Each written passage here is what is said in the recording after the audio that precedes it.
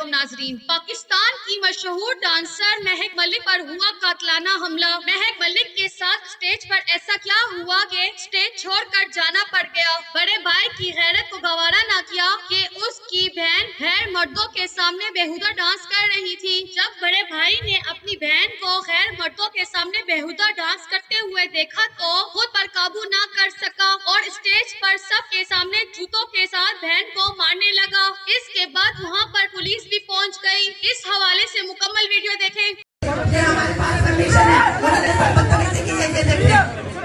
ये वो बुलाए ना, वो किधर गया, मुझे क्यों उन्होंने टच किया है? लेडीज पुलिस को बुलाए, क्यों उन्होंने मुझे टच किया है? क्या महक मलिक के भाई ने बहन के साथ सही किया या गलत? अपनी राय का इज़हार कमेंट सेक्शन में दें। वीडियो अच्छी लगे तो लाइक करें और इस चैनल को सब्सक्राइब करें।